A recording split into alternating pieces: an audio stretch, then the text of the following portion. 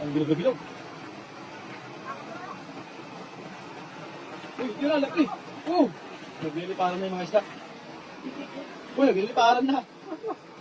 May na.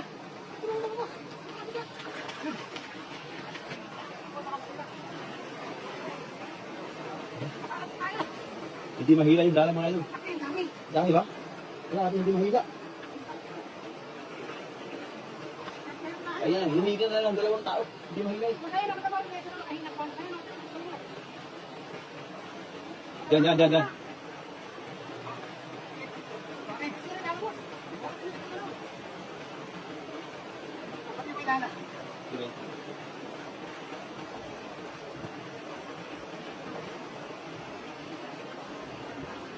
Marami? Marami yan? Lalaki niya eh. Dawag. May laki nun eh. Hindi ba ilaw? Wala mga lalaki ano? Ayan o. Ang lalaki. Napakarami. Kaya mga idol. Sabi ko. Ayun ako ba? Kaya mo buhatin, idol? Kaya mo buhatin? Hindi ko siya. Ito sinasabi namin sa'yo doon. Bansang Taiwan talaga doon yung pinakamaraming isda talaga. Hindi na mabubuha. Di ba? Sabi, hindi na mabubuha. Sobrang lalaki ng isda. Pero mas malaki na pa na.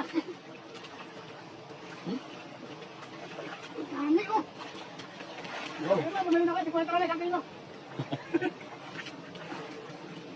Ayan. Dami. Tira na yan, sa tinas. Pwede ko na. Lakad na po kami ng wholesale. Aray. Sinawag mo ng wholesale gas. 50 ka na isang kilo.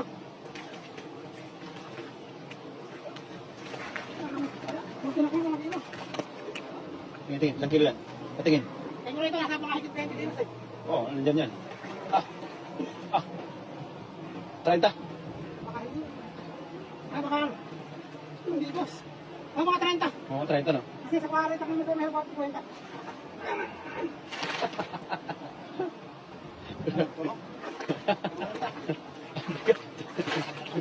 Mabigat. Mabigat ba? Ano? Wala ko rin bibigyan natin. Sige, buhatin mo doon. Sige rin.